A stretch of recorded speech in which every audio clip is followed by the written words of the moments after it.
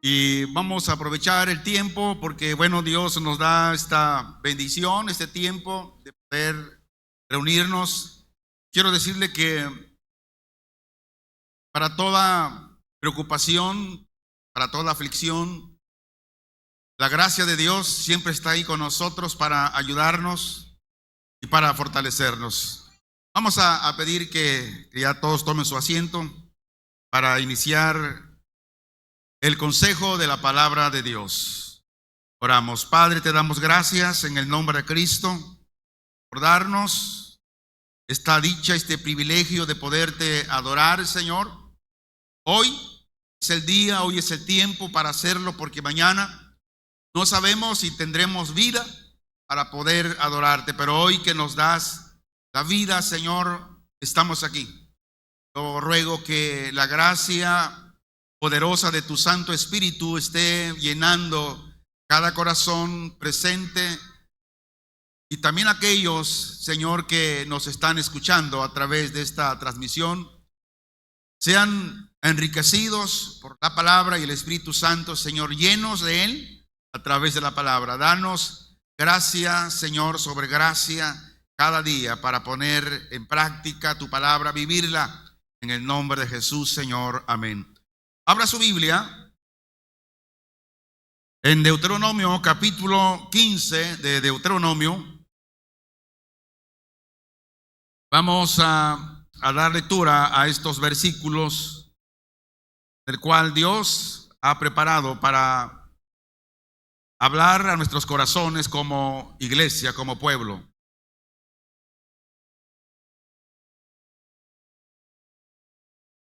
Dice en el nombre de Jesús, Deuteronomio 15, cada 7 años harás remisión. Y esta es la manera de la remisión. Perdonará a su deudor todo aquel que hizo empréstito de su mano, o sea, de aquel que prestó, con el cual obligó a su prójimo, no lo demandará más a su prójimo o a su hermano, porque es propaganda la remisión de Jehová. Del extranjero demandarás el reintegro, pero lo que tu hermano tuviere tuyo, lo perdonará tu mano. Para que así no haya en medio de ti mendigo, porque Jehová te bendecirá con abundancia en la tierra que Jehová tu Dios te da por heredad, para que la tomes en posesión. Si escuchares fielmente la voz de Jehová tu Dios para guardar y cumplir todos estos mandamientos que te ordeno hoy, ya que Jehová tu Dios te habrá bendecido como te ha dicho, prestarás entonces a muchas naciones, mas tú no tomarás prestado, tendrás dominio sobre muchas naciones, pero sobre ti no tendrán dominio. Cuando haya en medio de ti menesteroso de alguno de tus hermanos en alguna de tus ciudades, en la tierra que Jehová tu Dios te da, no endurecerás tu corazón, cerrarás tu mano contra tu hermano pobre, sino abrirás a él tu mano liberalmente y en efecto le prestarás lo que necesite. Guárdate de tener en tu corazón pensamiento perverso, diciendo: cerca está el año séptimo, el de la remisión. Mires con malos ojos a tu hermano menesteroso para no darle, porque él podrá clamar contra ti a Jehová y se te contará por pecado. Sin falta le darás, y no serás de mezquino corazón cuando le des, porque por ello te bendecirá Jehová tu Dios en todos tus hechos y en todo lo que emprendas. Porque no faltarán menesterosos en medio de la tierra.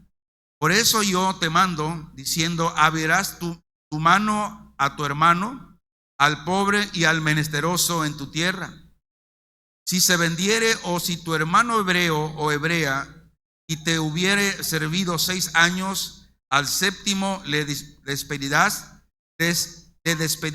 libre, y cuando lo despidieres libre, no le enviarás con las manos vacías. Le abastecerás liberalmente de tus ovejas, de tu área y de tu lagar.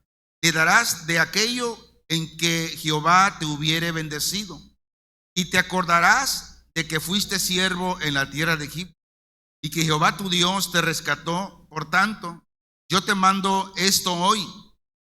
Si él te dijere, no te dejaré, porque te ama a ti y a tu casa, y porque le va bien contigo, entonces harás una lesna y hordarás su oreja contra la puerta, y será tu siervo para siempre. Así también harás a tu criada. No te parezca duro cuando le enviares libre, pues por la mitad del costo de un jornalero te sirvió 6 años, y Jehová tu Dios te bendecirá en todo cuanto hicieres. Consagrarás a Jehová tu Dios todo primogénito macho de tus vacas y de tus ovejas. No te servirás del primogénito de tus vacas, ni trasquilarás el primogénito de tus ovejas. Delante de Jehová tu Dios los comerás cada año, tú y tu familia, en el lugar que Jehová escogiere. Y si hubiere en él efecto, si fuere ciego o cojo, o hubiere en él cualquier falta, no los sacrificarás a Jehová tu Dios. Hasta ahí nada más. ¿De qué queremos ser conscientes y hablarle hoy en esta mañana? Es algo que como pueblo, como iglesia, tenemos muchas cosas buenas que hacemos. Y lo hacemos delante de Dios y conforme al mandato de Dios. Adorarlo, darle, sembrar para la obra de Dios, para que el evangelio se siga predicando más y en más lugares. Pero muchas veces como iglesia nos hemos olvidado de algo que es muy fundamental en la comunidad cristiana. Hoy vamos a ver el tema sobre el corazón de Dios por los necesitados. Muchas veces vemos gente que aparentemente está bien. Podemos ver a hermanos que aparentemente están bien. Pero como dice un proverbio del mundo, caras vemos, corazones no sabemos. No sabemos si el hermano ha comido en el transcurso de la semana. No sabemos si el hermano está pasando por alguna necesidad, por alguna aflicción. No sabemos qué de la hermana, qué del hermano, cómo se la está pasando. Mas, sin embargo, el corazón de Dios es tan grande y que Él suple. Dios abre puertas siempre para suplir a los necesitados. Hermanos, si Dios suple, da alimento a las aves que no siembran y ciegan, que son aves y que Dios cuida de ellas, ¿cuánto Dios no va a cuidar de sus hijos que están necesitados? El cuidado de los pobres, necesitados y enfermos, hermanos, no surge de una iniciativa humana, de que el humano dijo, hay que hacer esto para bendecir a nuestros hermanos. Más bien esto tiene un origen del carácter mismo de Dios, donde Dios, en su gracia, en su misericordia, Él ve al necesitado, ve al pobre, y esta iniciativa de bendecir, de procurar y de ayudar al necesitado, no nace de la iglesia, no nace de alguien en especial en la iglesia como ser humano, sino que viene de Dios. Y a través de toda la Biblia, Dios se presenta como el defensor del débil, el defensor del necesitado. Y todo lo que Dios ha escrito conforme al necesitado, ahora llama a su pueblo a que refleje su mismo carácter. La Biblia dice que Dios es amor. Y Dios nos llama hoy a nosotros como iglesia local a que reflejemos el carácter de Dios, que es el amor, ver por los necesitados, por los afligidos. Uno de los errores más comunes cuando estudiamos la Biblia es considerar la ayuda como un tema secundario, decir, bueno, yo creo que si puedo lo hago enseguida. Sin embargo, si nosotros vemos con cuidado desde el Génesis hasta el Apocalipsis, vemos que Dios se revela como aquel que escucha el clamor del necesitado, el clamor del oprimido, del afligido. Y que Dios protege al extranjero, que sostiene a la viuda, cuida del huérfano y muestra compasión hacia los enfermos y marginados.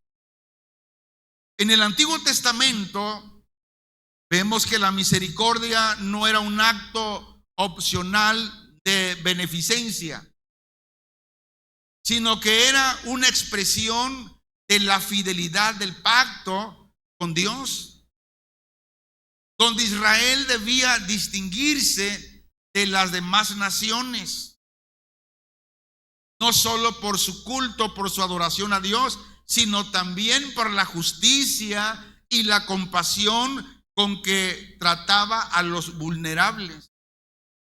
Lo mismo hoy en este tiempo. Dios quiere que expresemos la fidelidad que tenemos con Cristo, que como pueblo, como cristianos, como iglesia, debemos hacer la diferencia entre las naciones ante los demás, no solamente porque adoramos solamente a Cristo, no solamente porque ya no creemos en imágenes, porque no creemos en otras cosas, sino solamente en Cristo, sino también por la justicia, por la compasión contra todos aquellos que son vulnerables, que están necesitados. Por ejemplo, si nosotros meditamos en el Nuevo Testamento, el ministerio de nuestro Señor Jesucristo lo confirma, sobre todo profundiza este principio, donde el Señor no solo enseñó acerca del amor al prójimo, sino que lo encarnó al sanar enfermos, alimentar a multitudes, tocar a los leprosos y acercarse a quienes eran rechazados por la sociedad. Ahora, la iglesia apostólica, hemos estado hablando domingos pasados, continuó este modelo al organizar la atención a las viudas, a compartir sus bienes y establecer el ministerio de los diáconos. ¿Para qué? Para atender las necesidades materiales que había en la comunidad, en la iglesia. Por ello, enseñar sobre el cuidado de los necesitados, hermanos, no consiste únicamente en analizar normas éticas, sino contemplar el corazón de Dios y comprender que la misericordia es una manifestación concreta de la santidad y del amor divino. Otras palabras, ser buena onda, ayudar al necesitado, Ayudar al prójimo, aquel que está pasando por necesidad.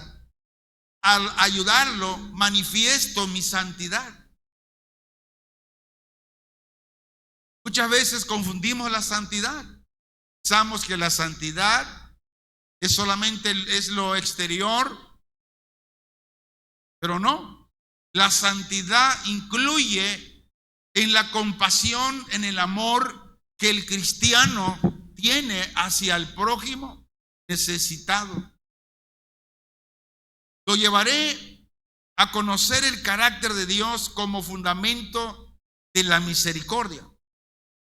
Dice Deuteronomio 7. Dice, cuando haya en medio de ti menesteroso. La palabra menesteroso aquí habla de alguien pobre, de alguien que está pero bien pobre, que está necesitado y no tiene por dónde suplir su necesidad. Dice, cuando haya en medio de ti menesteroso de alguno de tus hermanos. Y esto lo voy a aclarar más adelante. Dice, en alguna de tus ciudades, en la tierra que Jehová tu Dios te da, no endurecerás tu corazón ni cerrarás tu mano contra tu hermano pobre, sino abrirás a él tu mano liberalmente y en efecto le prestarás lo que necesite. O sea, tu hermano te pide y tú tienes, dice, lo que él te pide, préstaselo. No le digas, hoy no puedo, aunque tú sabes que tiene. El 9. Guárdate de tener en tu corazón pensamiento perverso, siendo cerca está el año séptimo, el de la remisión, y mires con malos ojos a tu hermano menesteroso para no darle, porque él podrá clamar contra ti a Jehová y se te contará por pecado. Más adelante vamos a ver que se celebraba los sábados cada 7 años. El 10. Sin falta le darás y no serás de mezquino corazón cuando le des, porque por ello te bendecirá Jehová tu Dios en todos tus hechos y en todo lo que emprendas. El 11. Porque no faltarán menesterosos, es decir, siempre habrá necesitados entre los hermanos, siempre. Dice, en medio de la tierra. Por eso yo te mando, diciendo, abrirás tu mano a tu hermano, al pobre y al menesteroso en tu tierra. Bien, ahora veamos lo que el Salmo 146, versículo 7 al 9 dice, que hace justicia a los agraviados, que da pan a los hambrientos. Jehová liberta a los cautivos. Jehová abre los ojos a los ciegos. Jehová levanta a los caídos. Jehová ama a los justos. El 9. Jehová guarda a los extranjeros, al huérfano y a la viuda sostiene, y el camino de los impíos trastorna. Ahora veamos Proverbios. Aleluya, Proverbios capítulo 19, el versículo 17 dice, a Jehová presta el que da al pobre, y el bien que ha hecho se lo volverá a pagar. Este es el carácter de Dios. Y Dios quiere que reflejemos nuestro carácter como cristianos. Ahora, antes de estos versículos específicos que hemos leído, es necesario responder una pregunta que es fundamental. Y la pregunta es la siguiente: ¿por qué Dios ordena cuidar a los necesitados? ¿Por qué? Bueno, la respuesta comienza con el ser humano. Es decir, o algo diferente. La respuesta no comienza con el ser humano, o sea, de por qué Dios ordenó cuidar a los necesitados. La respuesta, como dije al principio, viene del Dios mismo. Otras palabras, la Biblia enseña que las acciones divinas nacen de su naturaleza. Es decir, Dios no practica la justicia porque exista una ley superior a Él, sino que la justicia procede de su propio ser. Y de igual manera, la misericordia no es un atributo ocasional, sino una perfección eterna de Dios. Ahora, ¿qué significa esto? Significa que cuando Dios ordena amar al prójimo, cuando Dios ordena defender al huérfano o visitar al enfermo, no está imponiendo una carga arbitraria, no te está obligando, sino a través de la obediencia, al hacerlo, estamos recibiendo la invitación como pueblo a reflejar el carácter de Dios, el amor de Dios, de ayudar al necesitado. Por lo tanto, la necesidad bíblica no consiste únicamente en apartarse del pecado, sino también en imitar a Dios en su amor y compasión. Y eso muchas veces nos olvidamos. Y ignoramos al pobre, ignoramos al necesitado. Por ejemplo, en el Antiguo Testamento, los 3 pasajes que leímos de este estudio permanecen a momentos diferentes de la historia de Israel, pero ellos mismos reflejan la misma realidad, es decir, la necesidad de proteger a quienes eran más vulnerables. Israel era una sociedad predominantemente agrícola, o sea, campesina, donde la riqueza se medía principalmente por la posesión de tierras, rebaños y cosechas que ellos tenían. Y una mala cosecha, y de repente una enfermedad prolongada, la muerte del jefe de la familia o una sequía, esto podía llevar rápidamente a una familia a la pobreza extrema. Los campesinos que saben de esto saben que cuando no hay una buena cosecha, escasea el maíz para las tortillas en el año. No tiene. En ese entonces no existían sistemas estatales de seguridad social como los actuales. Por ello, la supervivencia de muchas personas dependía de la solidaridad familiar y comunitaria, reforzada por los mandamientos. Ahora, ¿quiénes eran considerados necesitados? Aquí tenemos que ver y explicar bien esto. ¿Por qué razón? O más adelante. ¿Quiénes eran considerados necesitados? La Biblia identifica repetidamente varios grupos vulnerables. El grupo número 1, los pobres. Ahora, vamos a ver quiénes son esos pobres, porque hay muchos pobres en todo el mundo. Pero a quien es pobre, la iglesia debe de ayudar. Los pobres en aquel entonces era un judío que era parte del pacto.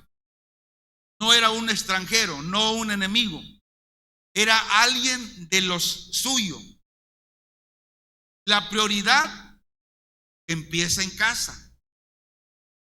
Ahora, a trasladarlo al tiempo hoy, ¿quién es el pobre en que debes ayudar? Es el pobre cristiano que está contigo, que se congrega contigo, que es fiel a Cristo. A ese cristiano pobre, necesitado, es necesario ayudarlo porque es parte del pacto, es parte de la iglesia. No es un extranjero, no es un enemigo, es alguien de los tuyos.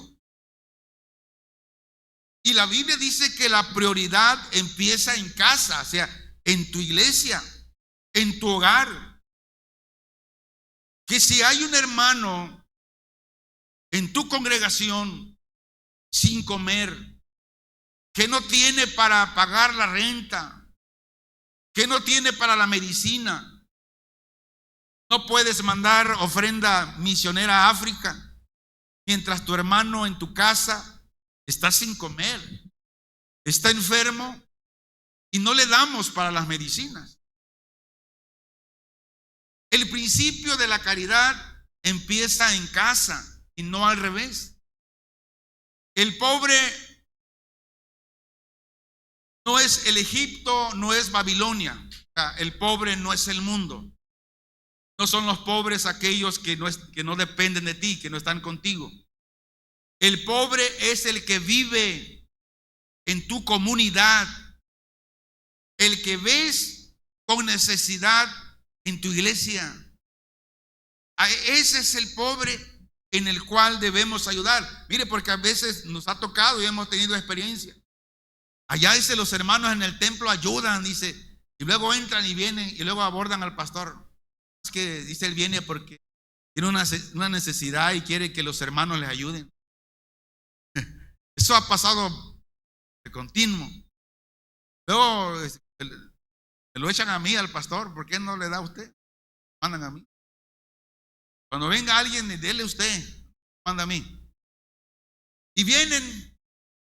No, a esos pobres no es nuestra prioridad. Aunque más adelante vamos a saber que la Biblia dice que debemos hacer el bien a todos. Luego dice, pero mayormente o principalmente a los hermanos de la fe. Así que tenga cuidado cuando entre alguien, venga, no es que vengo a ver el pastor porque ahí ayudan y no. De que no ayudamos a cualquier gente que venga. Que ayudamos a aquellos que son parte del pacto de Cristo. Lo segundo, las viudas. ¿Quiénes viudas? Bueno, en Israel habla de aquellas viudas israelitas sin sustento. La viuda sin hijos varones o adultos que quedaban desamparados, porque en Israel la herencia y el trabajo de la tierra eran del varón, del jefe de la casa, el que trabajaba. Y si moría el esposo y no tenía hijo que la mantuviera, entonces la comunidad se encargaba de su atención. Pero alguien dirá, pastor, ¿y qué de las viudas que tienen hijos varones? ¿Qué con ellos? ¿Qué con esas viudas? ¿Entran en la lista de la iglesia, en la nómina para ayudarla? Primero, muchas veces hay viudas, tienen hijos, pero a veces esos hijos quieren que la viuda, la madre, aún les siga dando mantenerlos. Hay hijos que han abandonado a madre viuda, pero esas viudas, esas madres viudas son partes de la iglesia de Cristo. Ahora, ¿qué podemos hacer con ellas? Porque la Biblia dice que las viudas desamparadas.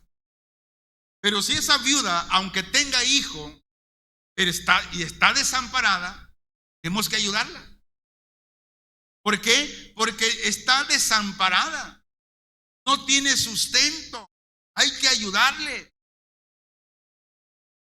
Esas viudas. Viuda dice no menor de 60 años, que tengan buen testimonio en la congregación, pueblo. El tercer grupo, los huérfanos. ¿Quiénes huérfanos? Porque en el mundo hay muchos huérfanos. El huérfano aquí se refiere, en el hebreo hay una palabra yatom, que en hebreo significa niño sin padre. Ahora, si la madre vivía, pero esta madre era pobre, este niño entraba el punto que era hijo sin padre proveedor, aunque tenía su madre, pero no tenía el padre que sustenta. Este niño entraba ahí como huérfano. Hoy sería un niño adolescente que no tiene papá que lo mantenga, aunque puede tener a su mamá, pero ella, por ciertas razones, que no sea por pereza, por algo que le impida físicamente trabajar, no puede trabajar, igual se le considera como un niño huérfano en el sentido bíblico. ¿Por qué? Porque falta el proveedor, que es el papá. Ahora, igual, aunque ese niño quedó huérfano por el papá, pero tiene una mamá, pero la mamá es irresponsable. Que voy a poner un número, que de 100 mamás, una madre, a veces 2 mamás son irresponsables, pero el 99% son madres responsables, que dan todo. Pero igual, ¿qué haríamos nosotros como iglesia si aquí, por ejemplo, en la congregación, viéramos a un huérfano, a un niño que se quedó sin papá, aunque tiene mamá, pero la mamá no viene, es más, viene de vez en cuando a la congregación, no tiene interés, pero este niño viene y es un huérfano, es un adolescente? La iglesia debe tener el cuidado de él.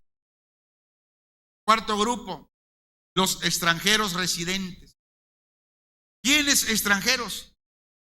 El extranjero que se ayuda o que se ayudaba en ese tiempo era la persona que dejó su tierra y vivía entre israelitas, que respetaba la ley, guardaba la ley, pero no tenía red familiar ni tierra propia.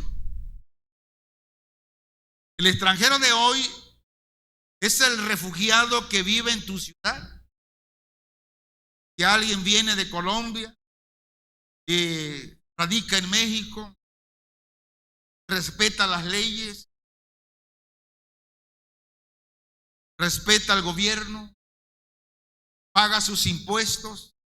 Dice, a este extranjero debemos también ayudar y cuidarlos.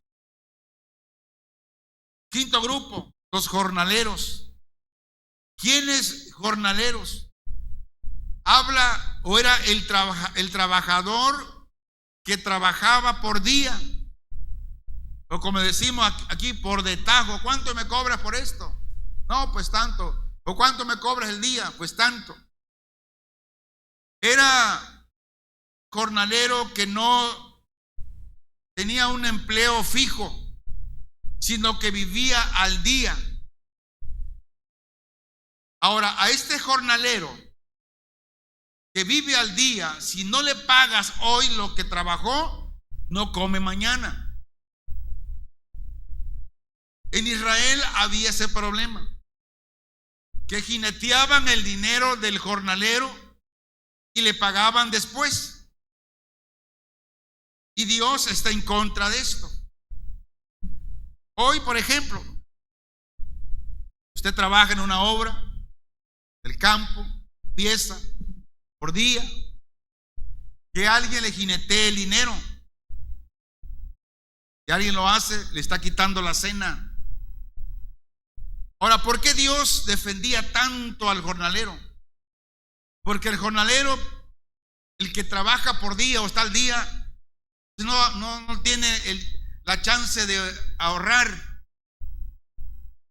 y su vida depende de ese pago diario, y retenerlo era matarlo de hambre. que la familia no comiera.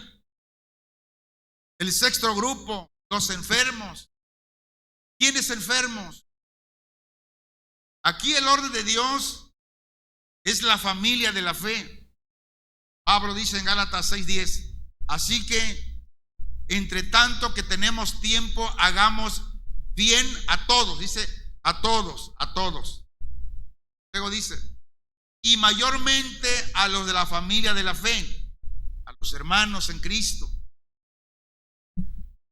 Si en nuestra congregación hay un hermano que está pasando por alguna enfermedad, llámese cáncer, llámese cualquier enfermedad, diabetes, que le hacen diálisis, hemodiálisis, que está postrado, la iglesia es el primer hospital. ¿Por qué razón?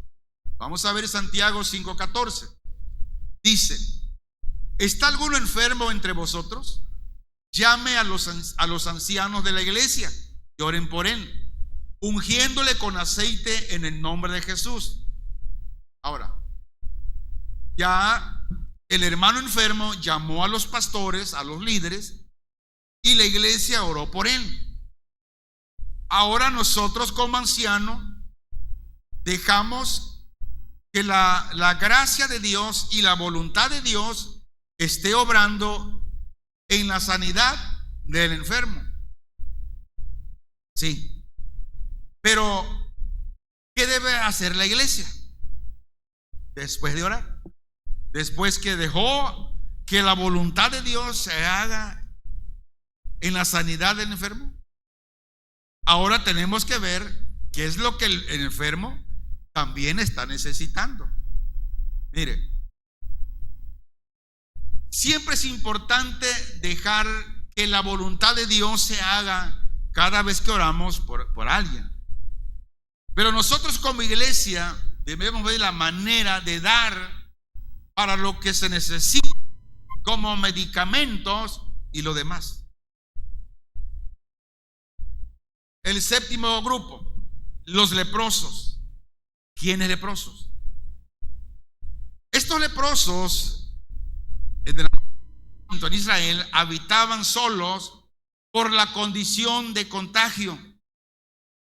Y estos eran identificados por sus ropas, cómo andaban, su cabeza cubierta, e iban gritando por el camino, inmundo, inmundo. La gente, al escuchar la palabra inmundo, no se acercaban a ellos. Estos leprosos no podían entrar al templo, no podían abrazar a la familia, podían trabajar, eran muertos en vida. Entonces, la pregunta es, ¿quién los ayudaba y nadie podía tocarlos? Hermanos, ahí es donde entra la misericordia de Dios. Ya conmigo, Dios no discrimina. Hermanos, gracias por ese amor que Dios tiene. ¿Qué ordenaba la ley para los leprosos? La ley ordenaba cuidarlos, no abandonarlos. Y cuando un leproso era sanado, ellos tenían que ser restaurados a la comunidad. Ahora, mientras ellos estaban leprosos, la ayuda era a distancia. Se les daba comida fuera del campamento, pero nunca se les dejaba morir de hambre. Dice que Jehová presta el que da al pobre. O sea, todo lo que damos al pobre, al necesitado, al hambriento, al enfermo, lo hacemos como para Dios. Y Dios no se queda con nada. Ahora, hoy en día podemos ayudar al enfermo contagioso, al inmigrante, al indigente, ¿Cuántos indigentes a veces pasan ahí, huelen mal? En vez de voltear el rostro, tenemos que ayudarles. Son como los leprosos del Antiguo Testamento. ¿Cuántos de ellos andan con hambre? Muchos de ellos. Como iglesia, como cristianos, tenemos que ayudarlos. A esos indigentes que andan con sarnas, que no los abrazamos porque es obvio, es riesgoso, pero jamás los debemos dejar sin comida.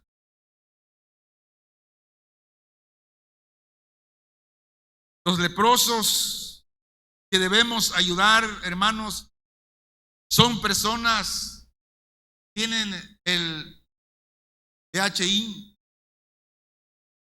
hepatitis, sarna, adictos, gentes, enfermos que huelen mal, que da asco, que contagia,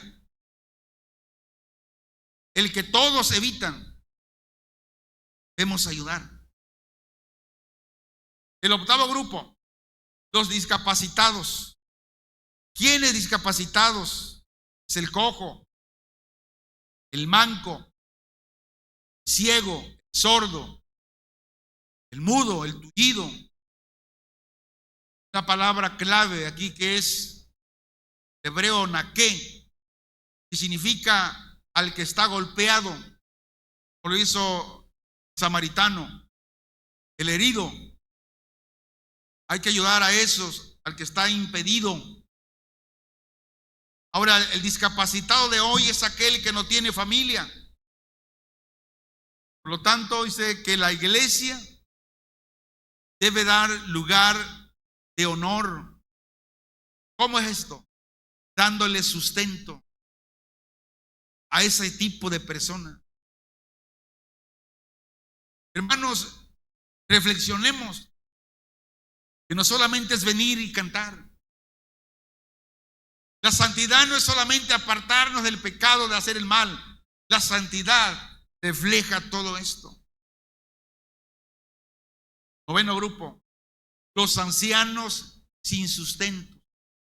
¿Quiénes ancianos sin sustentos? Bueno, los tres tipos de ancianos sin sustentos se ayudan. Vamos a ver, número uno, nuestro padre y madre biológicos, si viven, no tienen pensión. A esos padres que dependen de nosotros, esos ancianos, debemos de ayudarlos. Ahora, alguien dirá, es que tiene pensión. Okay. Pero muchas veces la pensión que le dan o que recibe pues, es suficiente porque tiene muchos gastos. Y sobre eso tenemos que quitarle un poco para ayudar, dar la necesidad que mi hijo o mi hija, alguien tiene para ayudarlo. Pero eso no es algo que nos compete a nosotros. Si nosotros vemos a estos ancianos fieles en la iglesia, fieles a Cristo, fieles en la obra, trabajadores en la obra, y los vemos necesitados, hay que ayudarlos. ¿Por qué? Porque así lo dice la Biblia. Hermanos, ayudar a esos ancianos, ayudar a tus padres, es de gran bendición. Sustentar a nuestros padres es el primer ministerio que tenemos. Y si no lo hacemos, si no ayudamos a los ancianos necesitados, nuestros padres, somos peor que un inconverso. Ayudar a la viuda dice que las honremos. ¿Por qué? Porque así lo dice Dios, que honremos a las viudas que en verdad lo son. A estas hay que ponerlas, dice, en la lista para que la iglesia la meta en la nómina. Las abuelitas de la iglesia, ya de 70 años, sin esposos, sin hijos, sin pensión. Para ellas la iglesia es el IMSS. No hay que darle despensa cada 6 meses. Y a veces la despensa que damos es la misma. Sopas de letras, video. Queremos volverlas italianos. Sino debe haber un sustento diario. Darle, financiarles. Iglesia, la protección de estos grupos continúa, más bien constituía o constituye hoy en día un criterio. ¿Para qué? Para evaluar la fidelidad espiritual de la iglesia hoy en día, como lo fue en Israel. Sigue este criterio. La Biblia dice que durante el periodo de Deuteronomio, Israel se encontraba en la transición entre el peregrinaje por el desierto y el establecimiento en la tierra prometida. El pueblo aún no tenía un rey humano, un gobernador humano, sino que Dios era reconocido como el Dios de todo, el Dios supremo, el que gobernaba todo, como su verdadero soberano. Este modelo, conocido como teocracia, donde implicaba que las leyes civiles, morales y religiosas provenían de Dios y que deberían regir todos los aspectos de la vida nacional. Ahora, en contraste con las naciones vecinas como Egipto, Siria, Babilonia, en distintos periodos, las naciones solían organizarse en torno a monarquías centralizadas donde el rey, el gobierno, solo se concentraba en el poder político, militar y religioso. Ahora miren, estos sistemas, la protección de los más débiles, dependía de gran medida de la voluntad del gobernante o de las grandes élites. Mientras que Israel estaba establecida como un mandato del pacto. Y así el cuidado de los necesitados era un testimonio público de que Israel pertenecía al Señor y no seguía los modelos de explotación comunes en el antiguo cercano oriente. Ahora, ¿por qué le doy esta historia? Porque es importante que usted conozca el contexto para que podamos entender el por qué Dios ordena de que la iglesia, de que los cristianos se ayuden. Escuche esto. En la cultura del antiguo Israel, dice que la familia extensa era la principal red de protección. Sin embargo, quienes perdían esa cobertura, las viudas, huérfanos o extranjeros, quedaban especialmente expuestos. Y la ley proveía mecanismos concretos para preservar su dignidad. Ahora vamos a ver cuáles eran esos mecanismos. Uno de ellos era el derecho de espigueo. ¿Qué es esto? Los campesinos saben, cuando siembran, cosechan y de vez en cuando a veces se dejan ahí mazorcas. Entonces el espigueo era esto. Se permitía recoger lo que quedaba en los campos después de la cosecha. Seguido, había una prohibición de cobrar intereses abusivos a los hermanos. ¿Por qué? Porque practicaban el agiotismo. aquel que presta dinero y los intereses se pone abusivo, se hacen ricos, dejando pobre, más pobre al pobre. Y Dios está en contra de eso. Una prohibición para intereses abusivos a los hermanos. Lo siguiente, dice que era perdonar las deudas a los hermanos.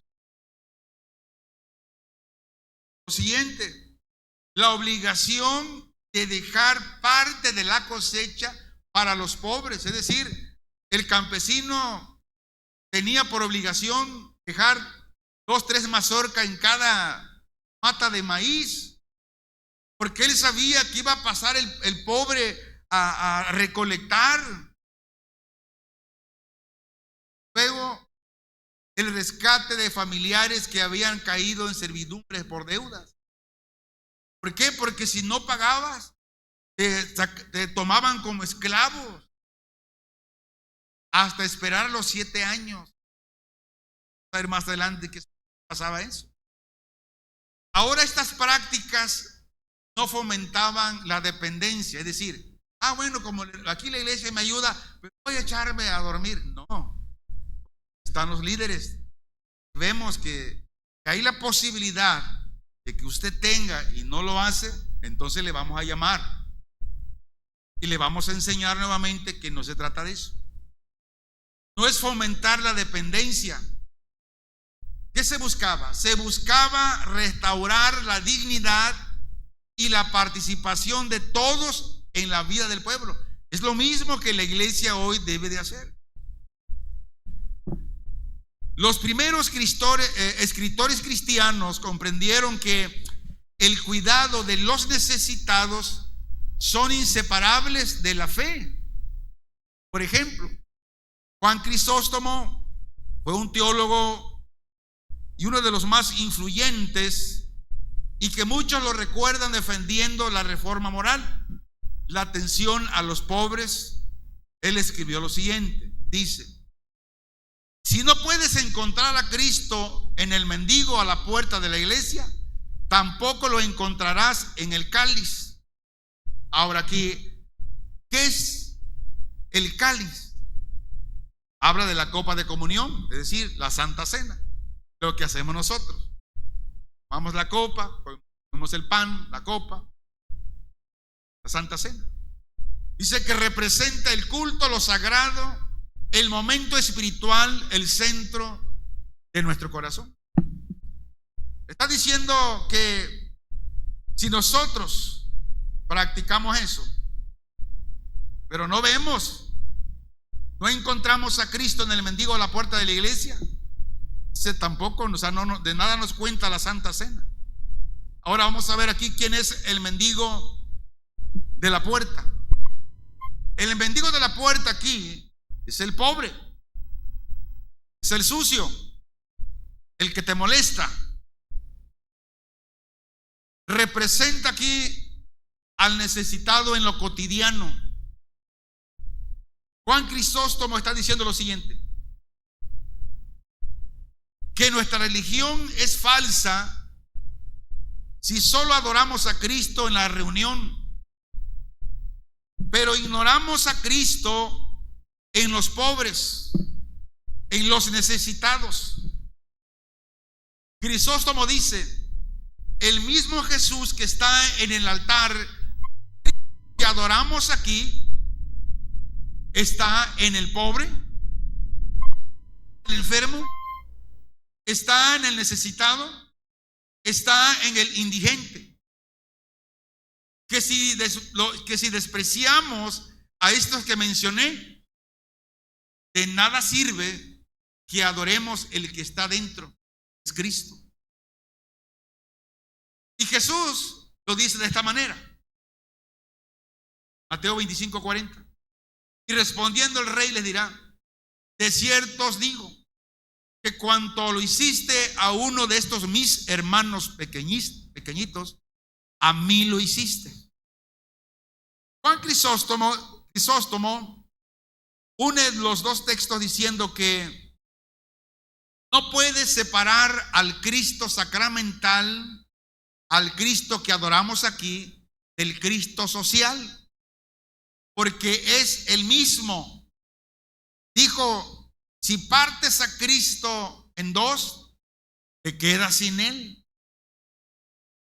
En el siglo IV, en Constantinopla, la historia dice que la iglesia se volvió tan rica que los templos eran templos cubiertos de oro, cáliz de plata. Pero fuera de la iglesia, en la calle, en los hogares, morían pobres, que no había que comer. Mientras en la iglesia gastaban en adornos, en comodidad. Crisóstomo predicaba diciendo que de qué sirve que la mesa de la Eucaristía esté llena de oros, de vasos de oro, mientras Cristo mismo perece hambre. Iglesia, ¿qué provecho hay en que tengamos una congregación con toda la comodidad, bien adornada, incluso con la sana doctrina, mientras el enfermo no tiene para sus medicinas, el necesitado no tiene quien le ayude, que el hambriento se muere porque no hay quien le dé taco? Crisóstomo decía, no compres cáliz de 50,000 pesos si al mendigo le negamos 70 pesos que le cuesta una orden de tacos. Dios prefiere vasos de barro con amor que oro con indiferencia. Jesús nos habla hoy y nos dice, Juan 4:20, si alguno dice yo amo a Dios y aborrece a su hermano, es mentiroso. Que no ama a su hermano a quien ha visto, ¿cómo puede amar a Dios a quien no ha visto? Alguien se preguntará, ¿quién es el mendigo? Crisóstomo lo aplica así. Mendigo es el hermano que has visto en necesidad y le has cerrado tu corazón. Mendigo es aquel que te pidió ayuda. El mendigo es aquel que te dijo, hermano, auxilio. Mendigo es aquel que te dijo, dame la mano, préstame. Y solo le dijiste, ve en paz. Me sobra, puedo, tal vez pueda ayudarte. O estoy orando por ti. Amados hermanos, la Biblia dice, es muy clara, dice que si fallamos con el visible, mentimos sobre el invisible. No amo a mi hermano, que es visible, que lo veo. No puedo decir que amo a Dios, estoy dispuesto a todo, no lo veo. Basilio el Grande fue otro de los teólogos influyentes del siglo IV. Él, en su comentario, escribe, el pan que guardas pertenece al hambriento. El manto que conservas en tu armario pertenece al que está desnudo. Para Basilio, la generosidad no era una virtud opcional, sino una exigencia de la justicia humana. Y esta frase la dijo en una de sus predicaciones basándose en Lucas, capítulo 12, versículo 18, que dice, y dijo, esto haré, derribaré mis alfolíes, y los edificaré mayores, y allí juntaré todos mis frutos y mis bienes. Ahora, esta es la razón que Basilio dijo que el pan que guardas pertenece al hambriento, el manto que conservas en tu armario pertenece al que está desnudo. ¿Qué está diciendo? Que el calzado que se pudre en tu casa, que tienes años que no lo usas, que lo tienes empolvado, te pertenece al descalzo. aquel que no tiene. El dinero que tienes enterrado le pertenece al necesitado. Y nos enseña esto, nos enseña que todo lo que tenemos de más no es nuestro, de Dios, y Dios ya se lo asignó al necesitado. ¿Qué somos nosotros? Somos solo cajeros donde Dios ha depositado los bienes, que si lo guardamos somos ladrones, según la Biblia. El rico dijo: derribaré mis graneros, los edificaré mayores, y allí guardaré todos mis frutos. A lo que Dios responde a este necio. Le dijo: necio, esta noche vienen a pedir tu alma, y lo que has provisto, lo que has almacenado, ¿de quién será? Ahorrar es pecado, no es pecado. Es bueno. La misma Biblia nos enseña y nos pone el ejemplo de las hormigas. Dice: mira la hormiga, oh perezoso, dice sabio. ¿Qué hacen las hormigas? Hormigas en invierno, usted la ve en el camino, llevan sus hojitas, sus palitos, la van guardando ¿dónde? Donde viven, en la cueva. Llegará el invierno, llega la lluvia, el frío, no hay manera de que salgan. Salen, las corrientes se la llevan. Entonces la Biblia dice que debemos ser sabios. Debemos también tener un ahorro. Tenemos que guardar. Pero que ese ahorro, que nuestro corazón no esté en ese ahorro, sino que nuestro corazón esté en la gracia de Dios para poder ayudar al necesitado a través de esos ahorros que Dios nos permite tenerlo. ¿Recuerda? El rico dijo: derribaré mis graneros, los haré más grandes, para que ahí pueda guardar todo lo que tengo, lo que gano. Pero como Dios sabe todo, respondió: necio, esta noche vienen a pedir tu alma, todo lo que has guardado. ¿De quién será? Basilio predica sobre este texto y remata diciendo que ese granero que construiste no es tuyo, del hambriento, y que tu ahorro excesivo es un robo. En la siguiente vamos a hablar sobre una frase que un hombre, siendo muy rico, pero muy rico, al final él se convirtió al cristianismo. Y citó una frase que se las diré próximo domingo, si es que Dios nos permite la vida y la salud. Pero mientras tanto, como iglesia debemos tener este principio que está en la Biblia, de ver por los necesitados de la comunidad, de ver por aquellas viudas, aquellos huérfanos, aquellos ancianos, padres que necesitan la bendición. Vamos, Padre, muchas gracias.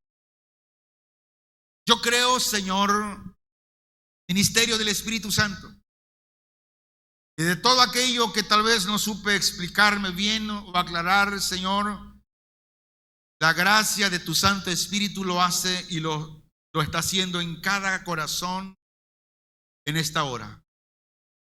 Bendice, Señor, a cada oidor y hacedor de tu palabra. Como iglesia, pueblo, debemos practicar lo que hoy tu palabra nos ha recordado nuevamente. Que no nos olvidemos de este principio. Señor, estamos en tus manos. Gracia y tu misericordia nunca se aparte de nosotros. Que todos aquellos que practican Esto que hemos hablado hoy, que ayudan al pobre, que ayudan al necesitado, al enfermo, al esteroso. Aquellos, señores, cuando ven la necesidad van y suplen. Sigue bendiciendo vidas espirituales y que la fe día a día sea aumentada en ellos, sabiendo todo lo que ellos siembran y dan para la obra, para ayudar al pobre, al necesitado. Señor, es para ti. Tú no te quedas con nada. Damos gracias, Señor, en el nombre de Cristo. Amén.